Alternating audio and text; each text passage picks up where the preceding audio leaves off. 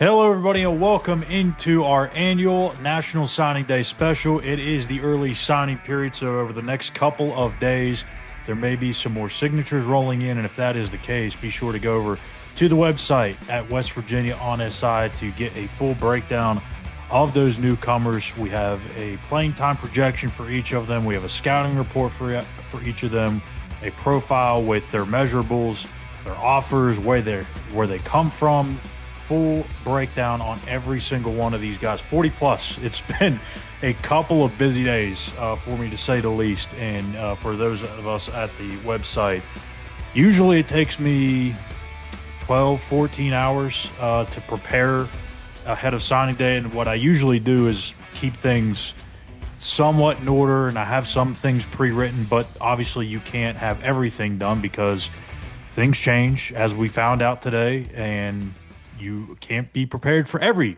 single scenario. So I try to wait as long as I can up until signing day to really start diving in. And this time it took me about 3 days to get everything done, and I was still kind of pushing the envelope early this morning.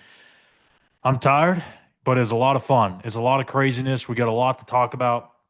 So before we do, make sure you hit that like and subscribe button here on our page at West Virginia on SI. All of our content here on the YouTube side, on the website side, 100% free. You don't need a subscription. You can subscribe to the channel here for free, but we're not going to ask you to pay any money. That's ridiculous. It's info that we're trying to give to you, the fans. So no need for any of that. So here in a couple of minutes, we're going to be joined by West Virginia offensive line signee Camden Goforth. And then later on in the episode, we'll flip over to the defensive side and talk to Noah Tishendorf, a pass rusher all the way from out in Oregon. So to start off, initial thoughts on this class. It is insane to see what they've done, first of all. I mean, to be able to flip Kevin Brown, obviously that's old news, but for him to actually send in his NLI, National Letter of Intent, and get that thing done and finalized is got to be a huge sigh of relief for everybody, even though nobody was really concerned about him changing his mind last minute. But crazier things have happened.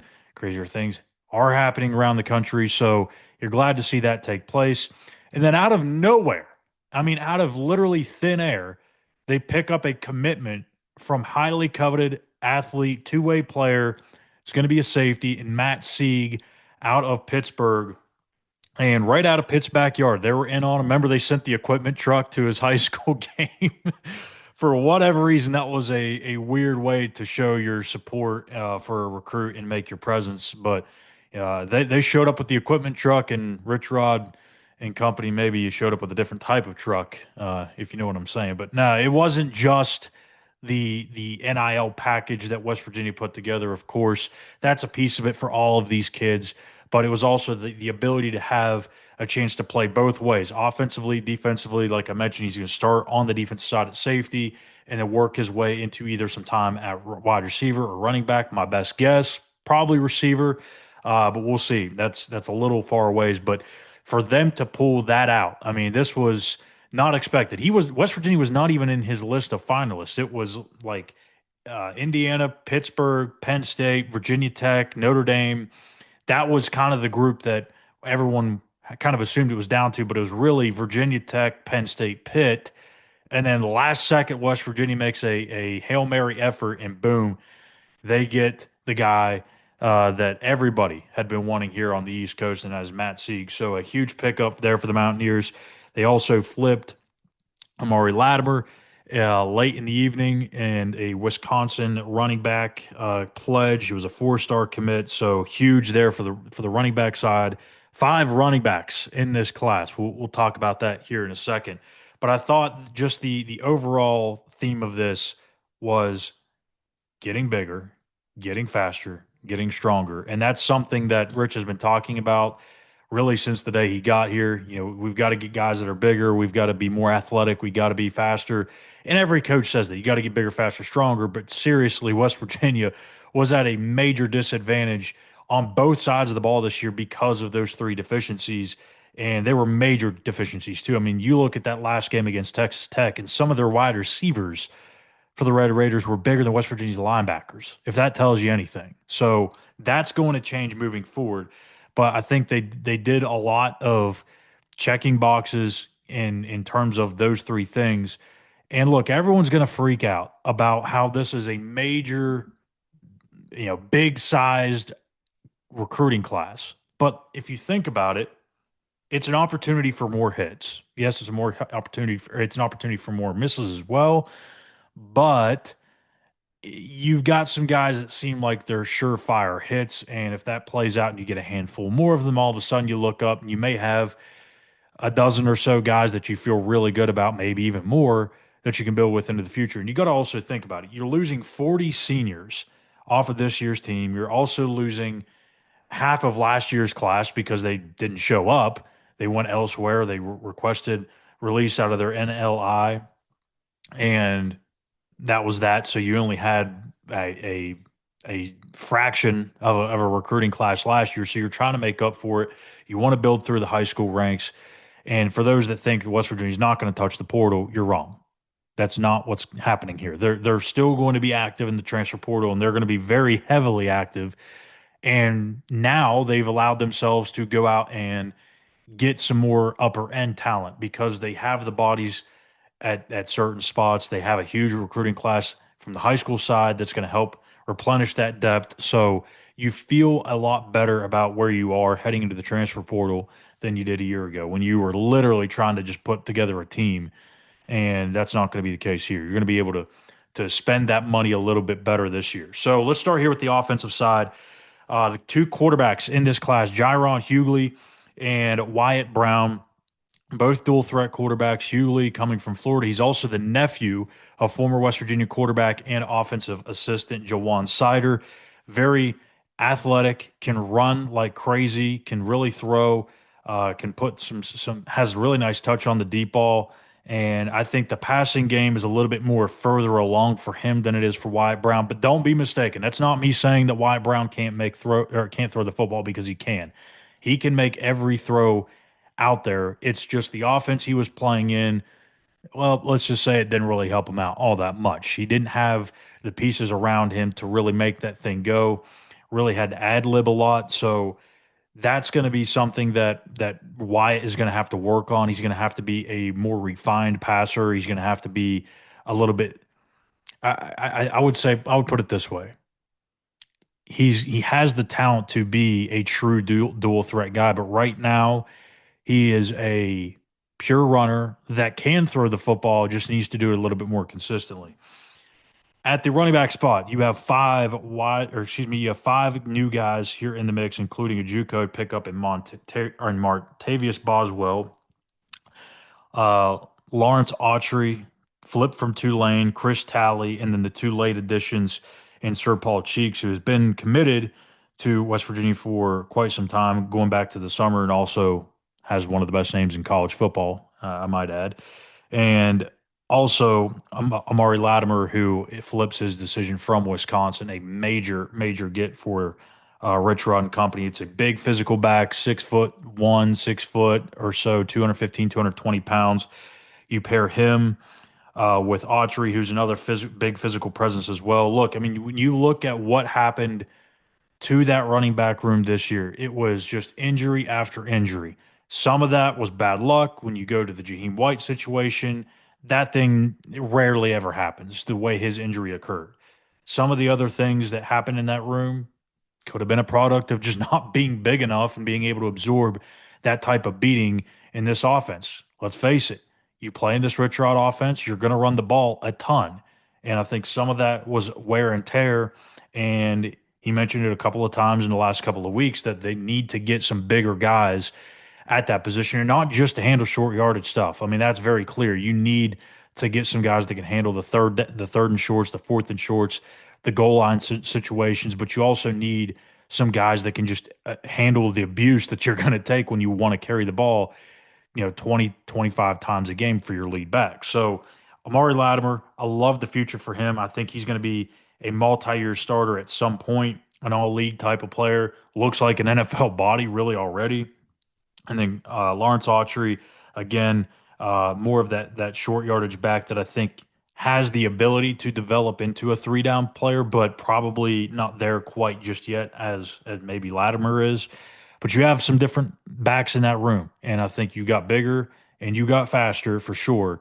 But the one area you really got faster at is the wide receiver spot, and that you can thank the two JUCO pickups in Kedrick Triplett and Keon Hutchins. Keon Hutchins runs a 4.2 40-yard dash. That is just blazing speed, folks. I mean, you talk about just setting the world on, setting the turf on fire. When that dude starts running, that thing starts burning up. I mean, he is legit 4.2, 4.3 speed. And that's going to be something that this offense is going to welcome with open arms. It's something they haven't had, or maybe not this coaching staff, but this program has yet to see in quite a while. And Kedrick Triplett, I think he's an immediate starter at the slot. I maybe that's a bold prediction, a bold statement, because Rodney Gallagher's been here, been around for a while. But man, when you watch Kedrick Triplett and what he can do, carving up teams in the intermediate part of the field, a lot of slants, a lot of drags, a lot of bubble screens, a lot of hitches. There's not a whole lot of downfield stuff with him. That's not to say he can't do it, but he's a pure catch and run type of threat. And you're starting to see the pieces come together, right? You get Jaheim White back in the backfield. You add those other five running backs into the mix. You feel really good about Martavius Boswell, another JUCO pickup. You feel good about Amari Latimer. Now at receiver, if you bring Cam Vaughn back on the opposite side, you have Keon Hutchins who can just run the daylights out of people. Kedrick Triplett can carve you up in the middle. So now you're starting to piece this thing together where you have more options, more weapons, and teams won't just be able to focus all of their effort and their attention on Cam Vaughn. Tight end, you had Xavier Anderson, who flipped from Cincinnati to West Virginia as a West Virginia kid. So like to see that, and joins a tight end group that includes Sam Hamilton and Cade Bush. And moving to the offensive line to round things out here with the offense, really, really like this group. I mean, I get that everyone's going to talk about Kevin Brown, and rightfully so, because he is the crown jewel of this class. Maybe some people would say it's Matt Sieg or Mari Latimer or whoever else you may fall in love with in watching highlights, but Kevin Brown is the crown jewel of this class. But this group as a whole is really fascinating. I mean, when you watch every single one of their tapes, it looks like they're cut from the same cloth, the same DNA, hard-nosed, maulers in the run game. They get after you. It's just a very interesting group. And, Rhett Morris is one that's, I think, really underrated, probably should have been recruited a lot higher, I would say, from the Power 4 level. I think a lot of people missed out on that. LaMarcus Dillard, I think, has also got a chance to be a starter down the road. But Camden Goforth, who we're going to have on here in a minute, you guys would love his film. If you just flip his tape on for just a couple of minutes, you're going to walk away very impressed with what he can do. And then Deshaun Woods, JUCO pickup, who could potentially start right away or at least be in that contention, be in the rotation at the very least. And then Jonas Muya, who is a former basketball player, is very new to football, so he's very raw, but 6'8", 280 pounds, somewhere in that range. I mean, just a mammoth of a human being. And if he really gets in here and figures it out, whew, you're talking about a guy that's going to be on everybody's NFL draft boards. He just needs experience. He needs reps. He's not somebody that's going to come in and start day one like I would expect Kevin Brown to. But, man, this kid could be really something special once he puts it all together. So that's kind of my overall thoughts, quick thoughts on the offense. We're going to go and get to our interview here with Camden Goforth, and then we'll take our first commercial break here on the Signing Day special here on West Virginia on SI. Again, make sure you hit that like and subscribe button here on our page. It helps us out tremendously and gets us out there to the West Virginia faithful and gets us to be able to keep doing this for free, as we like to do. So let's go and get to it. Now, our interview with offensive line signee Camden Goforth. All right, we're back here on the West Virginia on SI Signing Day special. We are joined now by West Virginia offensive line signee Cam Goforth from Athens, Tennessee. Cam, Thanks for taking a few minutes to hop on here with us today. Oh yeah, definitely. Thank you for having me. Absolutely. And for some of you Mountaineer fans that have been watching highlight reels, this is somebody that you're going to really love to watch. He's been one of my favorite guys to watch in recent years, especially at the offensive line group. He is just an absolute mauler in the run game. He's going to pound people down the field, 10 yards, 20 yards. I've seen him throw guys left and right like they're rag dolls. It's an interesting highlight reel that you got there, Cam. But let's start with this. Obviously, you previously committed to Coastal Carolina, then you backed off of that after you saw the things that West Virginia had to offer during your official visit there. But what was the pitch from Rich Rod and that coaching staff to get you sold on what they're building there? Yeah. Um, just whenever I called Coach McNeil and told him that, I committed to Coastal Carolina, he stayed on the phone. He talked to me. He talked me into still going on my official visit, and that kind of meant a lot to me because I called all the coaches that had been seriously recruiting me throughout that process and was letting them know I'm going to cancel my OV. I'm locked in with Coastal. But Coach McNeil talked me into coming on my official visit, and he just didn't let up. And he let me know that he genuinely wanted me to play for him, and that meant a lot to me. And then just getting up there, seeing Morgantown, seeing the facilities, I mean, it's like none other. Now, when you talk about that period where you're committed to Coastal, you're trying to get, or the West Virginia staff trying to get you on campus for the visit, in the back of your mind, does it ever pop up like, "Hey, I might pull the trigger here and flip because they're so interested in me"? Yeah, definitely. Yeah. Um, I, I just, I really feel like I just kind of clicked with Coach McNeil, just one on one. I really like Coach McNeil, and I feel like he's a great coach. So going to Rich Rod and WVU, before you begin your recruitment, how much knowledge did you have of not only the program but Rich Rod and his intense coaching style? Because I know you've probably figured this out by now that he's a little bit different than most college coaches out there. He's a bit old school. He's got that hard edge as he always talks about, but just the intensity that he coaches with, it's so rare now in college football. Mm-hmm. Just what were your prior knowledge to both Rich and the program? Yeah, I mean, coaching staff got there in December, so I mean, obviously, I didn't know a whole lot about them, and pretty much right as soon as they got there, they started recruiting me, and I went up there and I watched one of their practices over the spring, and I found out real quick what type of coach Rich Rod was. I mean, he is intense, and I love it. Yeah, some guys don't like that, and hey, Yeah, that's not for everybody, and it's a different teaching method for sure. But for the guys that truly buy into the program, it definitely works. So now with these lifting videos, you actually sent me one before we hopped on, and you just set a new PR. I don't think folks realize that the true natural strength that you have. I mean, it is insane. I mean, if you want to go and watch a guy actually move some weights, go check out Cam's X account.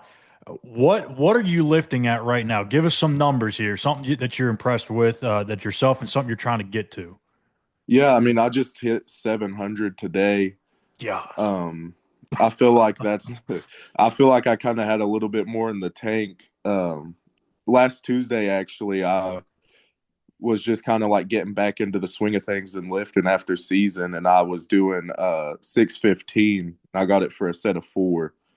So going into hitting 700, I was already kind of gassed a little bit, and I actually had to do 700 twice to get it to count. Coach said I didn't get low enough in a squat, so I Ah, had to hit it two times. he So was holding you accountable there. yeah, yeah, That's incredible. Now, I don't know about your 40 time or anything like that because obviously offensive linemen, they don't really care for stuff like that. But from what I've yeah. seen, you move pretty well laterally. You get downfield, you get to that second level. Just talk about how important that athleticism is for you, especially in this offense, and where that has really come from. Is it something you had really had to train at? Yeah, I mean, definitely just going to like camps and stuff over the off season. I mean, I think I was running like around a 5'1" to a 5 flat 40, somewhere in that range. It's pretty good. And yeah, with the offense we run at McMahon too, I mean, it's a lot of pulling and moving out in space. So, I mean, I kind of had to be able to move well. Now, self-scouting, I always like to ask players this because I think it truly gives a good idea for fans of what to actually look for and what to expect. Give me some strengths that you have that you feel like are going to be able to transition seamlessly to the next level. Maybe some things that you really need to hone in on, get with Coach Bicknell, and kind of clean up before next season starts. Yeah, I mean, definitely. I feel like one of my strengths for sure is run blocking, but I feel like whenever we're kind of starting to get later in the game, we don't really. It's nothing like West Virginia, but we run a kind of high tempo offense too. Yeah, So I feel like whenever we get later in the game, my technique can kind of break down a little bit. So that's something I'm going to be repping a lot this off season is just conditioning and making sure I'm in shape. absolutely. Yeah, because it's gonna come at you fast, and you're Yeah. early enrollee, right? Yes. Yeah, so you at least have a few months to get acclimated to that. I know some of these guys, it's kind of a wake up call, but I mean, obviously for Yeah. you, maybe not as much of one. Now, lastly, on the recruiting piece of it, before we get to our final questions here, I find this interesting too because when you're in a new coaching staff era like Rich Rod is, it's year one, you're going through some struggles. Everybody knows that it's not going to, Rome wasn't built in a day, so you got to build this thing up. But for a recruit like you, I'm sure other coaches have been in your messages and trying to recruit you this whole time as well. How do you stick with a program that maybe didn't live up to what their expectations were in year one, and you still believe in that coach and their vision moving forward versus maybe some other programs that are a little bit further along? Yeah. I mean, like you said, I mean, it doesn't happen overnight, but I mean, a lot of the schools that, have contacted me over the past little while since I've been committed are schools that's had the opportunity to recruit me over the past, year and a half and didn't. Hey, there, So yeah, it's I like like, it. Stick it to yeah, them. yeah, Good deal. Yeah. So, lastly, before we get to our fan question here, the commit that you've grown the closest with, or maybe just one of the recruits out there that's committed to WVU that you've watched their film, love it, and just you can't think enough of them. yeah. When I was on my game day visit, I was at the Pitt game and Rhett Morris was there. And Okay. he's a cool guy. I really like him. Now, what do you think about some of his strengths and weaknesses? What do you think of him? Have you watched his tape much? I haven't got the opportunity to watch his tape that much, but I really liked him. Yeah. Yeah. No, this is a group that's got some decent offensive linemen in this class. Hmm. Obviously, you, Rhett. You obviously have Kevin Brown, which I don't know if you've Hmm. got to see some of his highlights, but of Yeah. course, with you guys up front, they're going to be able to set the tone, change the narrative of this offense up front. So, lastly, to round things out before we get to our commercial break, our fan question comes from Timothy Ising. Anything about you that fans should know that maybe don't know? But I mean, just outside of football, I mean, I love to be outside. I love to hunt and fish. That's something I've always been very passionate about. There you go. And West Virginia will fit right up your alley. Yeah. So, Yeah. so there you go. Cam Goforth again from Athens, Tennessee, West Virginia 2026 offensive line signee. We're going to get to a commercial break, and when we get back, we're going to talk some more about this class. Want the most accurate updates on the West Virginia Mountaineers? Visit West Virginia on SI, the most trusted source on everything WVU. Several stories published every morning, every day before your feet hit the ground. From football, basketball, baseball, recruiting, transfer portal news, and more, we have it all for you. Every angle, every update, every morning.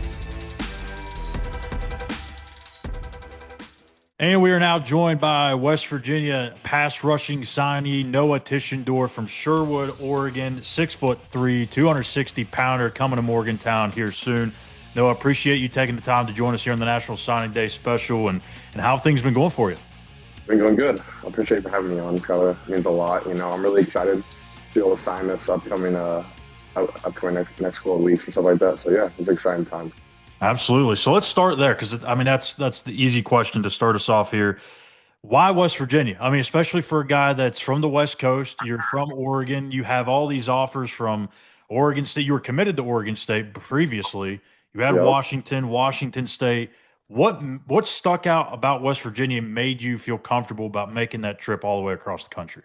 For sure. So for me, I kind of broke up into like three separate things with my family. Like first of all, like the staff itself is what really was number one for me. Like Rich Rod, the Castiles, like they're just great people, great coaches. But at the end of the day, they're great humans. So that's what me and my family really want to surround myself around and stuff like that. And it made the process a lot easier of being so far away from home that I'm with like good people that are going to take care of me. So that made the process a lot easier and more comfortable, and the distance not being such a factor. And then I thought the Big 12, the conference play was a huge part of it and stuff like that. So yeah, it's just a couple of things like that, So big factors. what was the family's reaction when you said I think I might be going all the way over to West Virginia So they were pretty glad. Like uh, so we were on my visit, it was my official visit, and we were in the hotel, and I told them, and they were like, well. They're like, well, we actually like felt like it was a good spot for you too, but we wanted you to make a decision on your own. So it was like we're glad that you came to us and said that. But like they didn't want me to make a decision out of like just being excited. That's like it was a big time program right. because like at the time it was like my first Power Four offer, so they didn't know if I was just like excited. That was like my biggest offer or what. But they really liked the staff and stuff like that, and they thought like the town like Morgantown stuff like that would be a great fit for me and just stuff like that. You know. Yeah, so obviously this year hasn't gone anywhere near the way what West Virginia Rich Rod would want it. Obviously, it's year one, it's a rebuild situation. Everybody understands that. But still, other schools, other coaches around the country kind of take that situation to their advantage and say, hey, like they're going through a rebuild. You don't know what it's going to look like if they're ever going to get things turned. So when you're a recruit and you're hearing other schools maybe come at you and say, you know, why not come here where we're more established? What has been your thought process in saying, you know what, I don't care. I'm bought into this vision that Rich Rod's selling and Yeah. sticking with them through this tough year one. That's a really good question. So I'd say like first of all, like Rich Rod's like first stint at West Virginia, like his first season, I don't know exact record, but they weren't real. It wasn't too good, I believe. It was like Yeah. less than 500 or something like that. And then they turned it around and stuff like that and became a really successful program. And then also I think is another big factor that me and my family really discussed is that like Rich Rod's like it's him close to his retirement, so we know he's going to finish his career out there. And he's a West Virginia native with like a lot of the other coaches, like the Castiles and stuff like that. So I really thought that like I could really trust his like job security, and that he's not trying to like upgrade and go on to like another program, stuff like that. He's settled in where he's at, and that's where he's going to finish his career off. So yeah, that was really comforting for me and my family to know that he's not going to leave on me like a Yeah. year or two. Yeah, for sure. And I know, especially with the landscape right now, I mean, coaches are getting fired every 2 weeks or so it seems like. But Literally. obviously, Rich Rod being a West Virginia guy, probably not going to happen.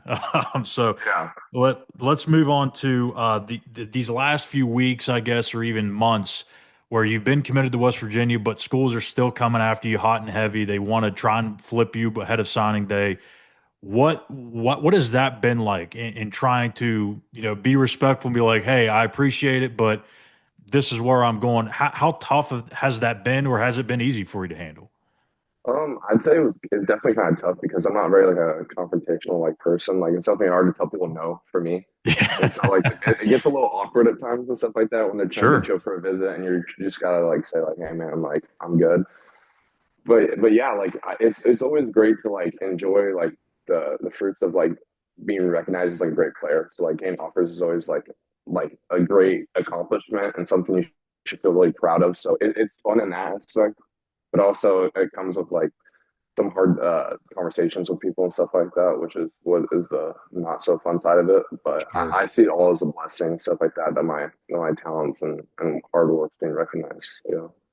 Now, obviously, being from Oregon, I mean, I don't expect you, or I don't think anybody expects you to know a whole lot about West Virginia or the program's history or anything like that. I'm sure there's a couple of famous guys that have played for the program, either Tavon or Pat McAfee, that you probably noticed. But What did you know about West Virginia before they reached out to you and extended an offer? What was your background knowledge of WVU football? Definitely was not a lot. I knew, yeah, obviously like Pat McAfee, Tavon Austin, just so a couple guys like that, like Bruce Irvin, because Castile coached him. So Yeah. like that was kind of like a not a recruiting pitch, but like it was definitely an add on to show that like Castile, he's really coached the best of the best, and so like that's like the best edge rusher that's came out of West Virginia. So it's like I got that guy in my room, Castile. He's seen what that's looked like and what that takes to get there, and so like he thinks I can be the same way. So that's a big deal for me. And he knows what I got to do to get there. So Yeah, let's stay there with Coach Castile. Both of them obviously working their own father and son. And then you also have the mastermind, Zach Alley, defensive coordinator, Rich Rod, and his intensity.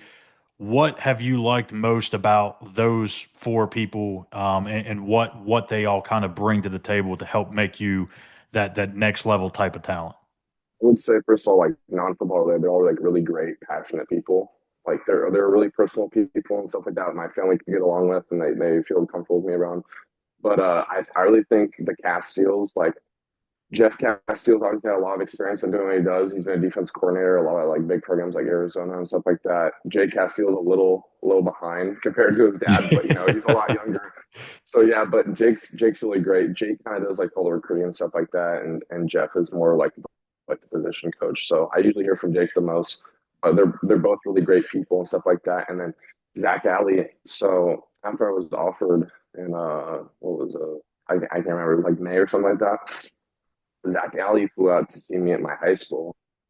And so he kind of just sat me down, like explained like their scheme and stuff like that. And like my coaches were in the room and they were just like all looking at him like he was like a genius, like a super smart guy, like all about football. Like he knows what he's doing. And even on my official visit, like we had like defensive meetings and stuff like that. And he sat down like plan for me and like what they do defensively and all the different types of things they can do with me from like blitzing from like the edge, from middle linebacker and like send the edge and stuff like that. So I think they're all really great. Rich Rod, I don't know exactly how active he is with the defense, but like great person and really just the whole entire staff is really the type of people I want to surround myself around. And they're really just I've really shown their experience and like the past what they've done, how great they can be in the future. And yeah, Did the intensity that was that a shock to you the first time that you've ever witnessed Rich Rod in person or at a practice or anything? Because I know some people it's a shock, like oh my goodness, like this is an old school football coach that's really getting after it. Was that a yeah. shock to you or something that you kind of you're excited about? It was definitely a shock to me because like I was like no shot to Oregon State staff, they were great, but like Brent Bray compared to Rich Rod is like a huge difference. And I know there's like some years and experience that can do that too. But Rich Rod's like definitely like the type of coach I want to play under and stuff like that. And I feel like the way he like talks to his players and like I feel like he can really get like the best out of his players and stuff like that. So I'm really excited about what he can do. I feel like his hard edge like culture and mentality and that whole entire West Virginia culture is really like what you need to get the best out of all of their players. And I feel like I fit their scheme perfectly and their culture. And so I'm really excited. And I feel like I couldn't really find a better fit for me. Yeah, lastly, before we get to our rapid fire here, before we get you out of here. So you talked about a little bit about the scheme and the defensive setup that Zach Alley has. What makes you feel like it's a perfect fit? What are some of the things that you feel like fit well, and where maybe some areas that you need to maybe clean up or improve by the time you get to WVU here soon? Schematically, you mean schematically, like where I'm playing at? Yeah, just like what is it that you feel like will transition seamlessly, and then what are maybe some things that you think you'll have to adjust to? For sure. So I think I'm playing at least in their defense scheme like exactly where I should be. Like I'm playing the bandit, so it's Right. like the stand up end. You know how it is there. So I feel like I'm the perfect body type. Like Brain Siders right now, he's like 6'2", 240 and stuff like that. So I fit that build pretty perfectly, and they want to add some more size to the bandit room. So that's how I show like I'm good for that.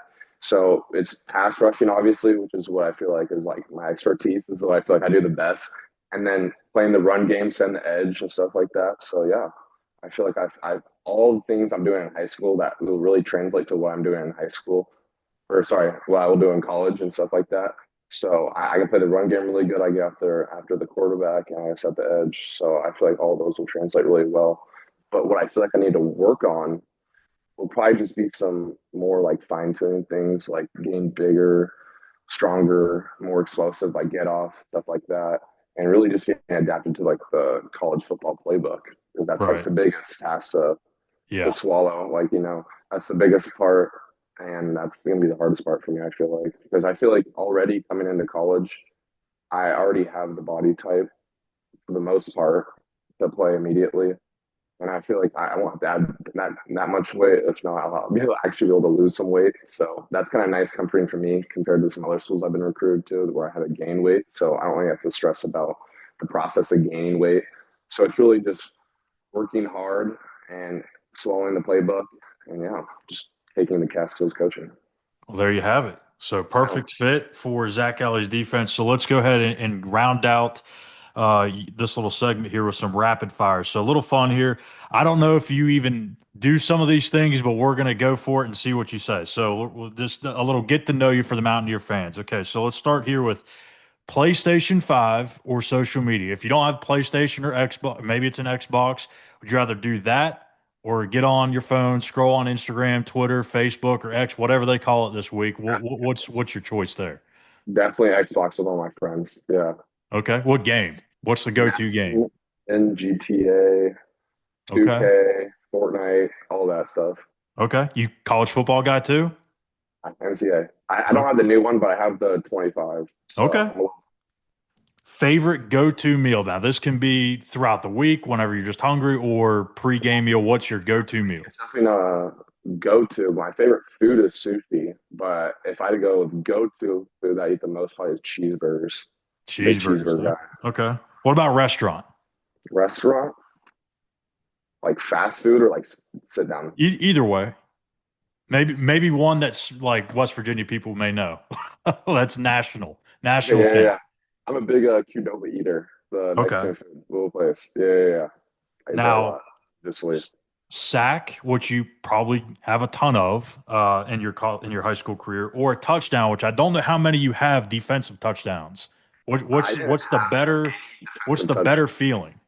Yeah, I definitely didn't have any defensive touchdowns, but I feel like that might feel better because it's like if you get a strip sack and then pick it up and score, it's like you're the hero. So I'd say defensive touchdown. There you go. Wrap it all into one. Put it in both. Favorite genre of music and favorite artist. I'd say country music for sure, and I would say Luke Bryan. Okay.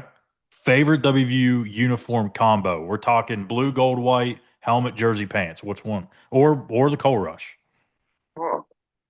I would say the blue glossy helmet with the white jersey and then white pants.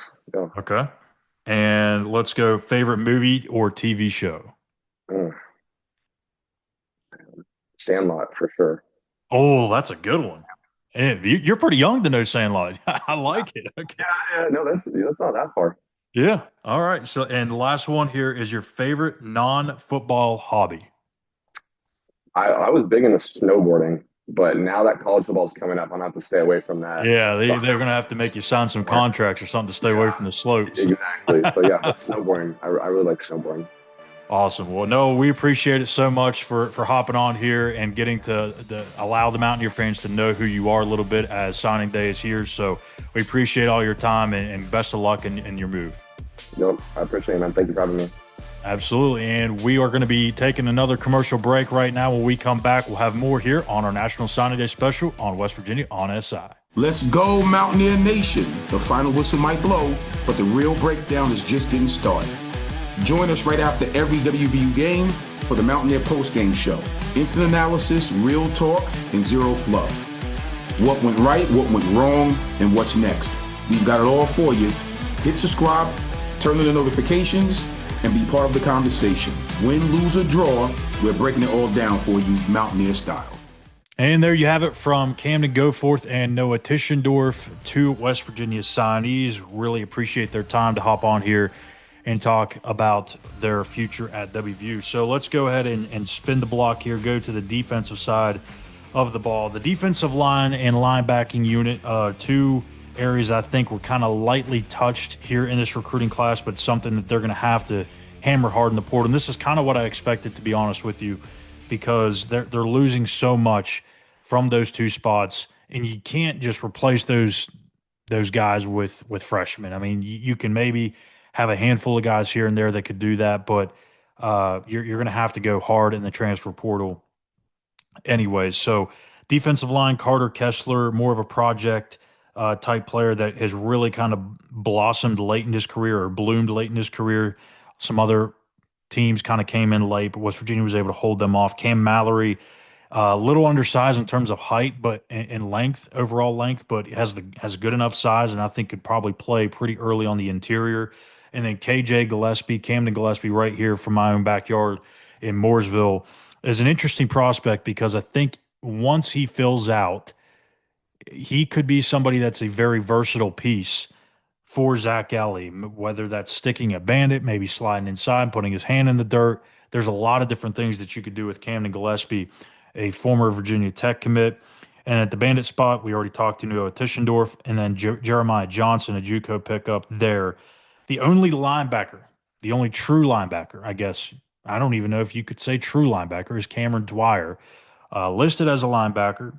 Personally, I could see him playing the nickel Sam spot because he flies around, plays 100 miles an hour, plays really well downhill, has a physicalness to his game.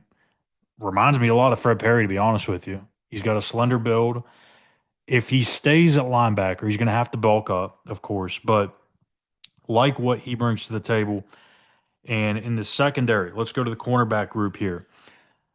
Vincent Smith, great size, 6'2", 200 plus pounds, is going to be able to come in and I think really have a chance to play right away. Is it a starting spot? Probably not. It's really hard for a true freshman to come in and play significant snaps from the jump in this Big 12 conference when you're going up against some of the best receivers in the country, and putting him out there and having him match up against that is not necessarily ideal. So you're probably looking at a couple of transfer portal guys there, but really like the length and size that Vincent Smith brings. One of the bigger corners that West Virginia's had on the roster, or that maybe have signed out of high school in quite some time.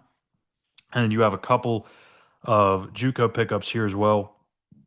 And Rayshawn Reynolds and Damon Allen both played together at Hutch Community College and will have an opportunity to come in and start right away, or at least see significant snaps. And then the safety spot, you have Jaden Ballard, Emery Snyder, Miles Catry, who will play the nickel Sam spot, Damari Williams and Ricky Giles. I think Emery Snyder could be another one that plays that nickel spot, depending on how they view him, but I think he could bounce back and forth. Jaden Ballard maybe even is another one that could play the nickel. So they've got some guys here that have positional flexibility, and that's really the one thing that I think this past season they kind of lacked, is they pretty much had true corners, a true nickel, some guys that play both safety spots, the box safety and the deep safety, but they didn't really have a ton of guys that they could cross-train or that they could cross-train to play two or three spots, and I think that's going to start to change with this recruiting class here. And then Matt Sieg, who we mentioned in the opening, he's going to start at safety, big-time pickup from Penn State. And John Johnson, an athlete that he is going to potentially play wide receiver, maybe some quarterback. We'll have to see what the plan is for him. He's currently a quarterback at his high school down in Louisiana, but we'll see if they believe that he's got a future there or if he's just somebody that they need to get the ball in his hands, kind of like a Cam Vaughn. Started out his career as a quarterback and shifted to wide receiver. So that's kind of the quick rundown of the offense and the defensive pickups for today. To recap some of the craziness or the flips that happened and some of the madness. So you had Matt Sieg, as we have mentioned, Penn State to West Virginia, Xavier Anderson, Cincinnati to West Virginia, Caleb Gordon, the only one that West Virginia missed on the day that was committed to the program and then flipped to North Carolina State, John Johnson from Washington State to WVU, And then Keon Hutchins, not a flip, but oddly was committed to West Virginia, decommitted 2 days ago, and then signs with West Virginia today. So a nice surprise for West Virginia to get that boost in the speed that Keon Hutchins will bring to that offense. So a ton of stuff that we could really go into. We usually go about an hour or so here on this show, but I've got the basketball game about to start, so I need to hop over to there to do my duties for that. So if you want to do some more research into this recruiting class, make sure to stop over to the website. Again, we've got every single player's profile up, full scouting report, playing time projection. It's all up there, all 40 plus of them. There might be some more things that are going to be coming out here in the next couple of days. So be sure to stop by the website to see if any of that pops through. So that's going to do it for me here tonight. Thank you guys for tuning into this year's edition of the Signing Day Special here on West Virginia on SI. So again, click that subscribe button and we'll be back here in a couple of days. Take care.